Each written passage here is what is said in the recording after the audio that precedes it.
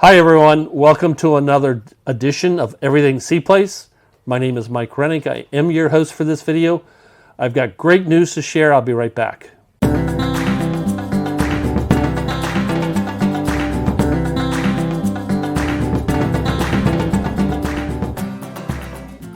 Hey everyone, my guest today is Wendy Chihowski. Did I get that right? Yes, you did. Everyone, we call her Wendy. This is probably the first time I've ever used your last name, so I'm glad that I got it right. Everyone knows Wendy, but I don't know that everyone knows all about Wendy. So Wendy is the general manager here at Seaplace, but let's go back. And in round figures, you don't have to be precise in terms of how many years have you been at Seaplace? It'll be 27 in June. So you've been here more than a couple of years. More than a couple. My kids were in first and second grade when I started here. And so that now means they're past school. In their 30s, yes. I'm old. So, no, wait, look at this right here. See this? So you've been here a long time, so I know you know this property better than anyone else. We're fortunate that we've had the continuity. You've been in different positions. What did you start out here back 27 years ago? As a receptionist. And from there you went to where? The financial secretary running the whole office. I was by myself for a lot of years after that. Okay. And I don't want to put you on the spot because this isn't pre-rehearsed or anything like that, but ultimately after you worked up to what we called either the assistant general manager or the operations director. Right. And there's probably some steps between that. And then how long ago did they appoint you or promote you to general manager? In 2020. 2020. So that's the best decision Seaplace has ever made. And you know me well enough to know that I don't say things to blow smoke because I get in trouble all the time for what I say. So I mean that sincerely. So it's the strong leadership you bring into the office in terms of nurturing employees and stuff like that. But if I ask you to describe your management style, how would you describe it? Your approach to your team? My team? I let my team know that I wouldn't ask them to do anything I wouldn't do myself. So I never give them anything outrageously to do. Mm-hmm. I'm always right there with them. So in the respect that you have got, you garner from your team is second to none. I've never seen that anywhere in terms of the loyalty, the whole thing. And again, it's just who you are as a person that does that. They respect when you ask them to do something. And you're always in their camp trying to do the best thing for them. As we go forward, though, let me ask you today, do you think the general manager's job has changed than what it was maybe 5-10 years ago? Yes, there's more things that are coming up and new changes in laws and everything that are changing along the way with everything. That's one thing about this job. No day is ever the same. It's different every single day. So I'm going to go down a tangent then when you define day, because I know how much time she puts in off the clock. In fact, Wendy and I have a little game. What's our game about you being off the clock? I'm not supposed to be on the property. Yes. So this is a loyalty for her staff. Her staff hides her when she's on here when she's not supposed to be. But that's her dedication to Seaplace.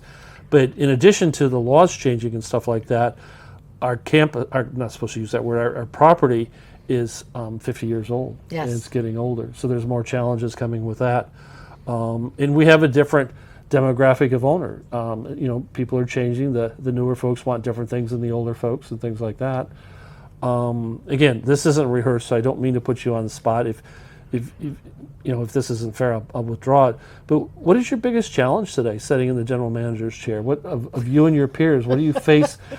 And you probably can't name one. You can name 100, right? But what? Alan, we have one of the board members here off on the side, and he has to be careful because he misbehaves during this video. I'm going to tell his wife. So what is one of the biggest challenges you have here? Is it working more with contractors, more working with staff? It's not. It's just all the changes that are happening and all the projects that have to be done because we are such an older property, and to maintaining it at the level that everybody's used to, there's a lot more that has to be done than there had to be done in the past. So there's a lot of things that are changing and need to be upgraded, and things like that going on. And the laws changing make it even bigger, because with these new law change, there are a lot of new rules that we have to follow and have to get up to speed by. By next year at this time, we'll be planning a whole different budget. It'll be totally different because we have to be fully funded next year. So So unless we're going something else changes. But right now, next year is the day where we have to be fully funded, and we'll be working on that budget instead of a budget like we're working on now. So we're going to have to go into even down to the more micro detail than we've ever had to when we Yes, build that, we are. and way years out in the road down to that level of Yes. detail. Again, not rehearsed, so I'm just asking some questions. This is going to be fun because I know it doesn't exist. But if I ask you, what do you like to do in your free time? How would you answer that? I like to be with my family. Okay. My family's very close. We always do things together. We always try to find time to go away and do something together. And I think that kind of shows on your management style here in terms of your work family, how you nurture things, and you have some outings that we do for the employees Yes, we and do. stuff like that. So We have a good group here. They all get along. They all work as a team together. It's great to see them work like that. It is. Let me ask you this: how tough it is. Your board changes every year. Yes. And I've seen the I don't know, not flexibility, but the adaptability, because you get different leaders you work with all the time. And even in a board of 9 people, you have 9 different personalities. Yes. How do you do that? I don't think I know I couldn't. So how do you do that? Some years it's more of a challenge than others, to adapt because you're used to doing things one way. One group wants things this way. Mm-hmm. Well, now we're going this direction and this group wants it this way. So you have to adapt and you have to be able to change on a dime and move. And if it's something you don't like, you think, well, it's only a year. So It'll change again next year. when you look at the skill sets for a general manager's job, I think adaptability is probably right up there. You got to know the stuff. You've got to be a people person, all that kind of stuff. But the adaptability, because the boards that you report to are volunteers. Yes, they are. Yeah, so I always And they put in a lot of hours. A lot of hours. I always tease Wendy that I like my position being on the board because they can't fire a volunteer. Because I've tried so hard for so long and I've failed miserably. But is there anything else you want to share? The purposes for this video is for folks to get to know you on a little bit different level. What do you want to know? So let me close with this maybe. So things are changing. Workloads are getting heavier. The job is more challenging than it used to be. That's not going to change anytime soon, is it? That's going to continue to grow. That's my job. So as we go forward, we have to continue to look, is staffing the right thing? Do we need to change staffing because of that, right? Right. And all those kind of things. And we look at things that are outsourced with the supplier. Do we bring it in, or the other way around?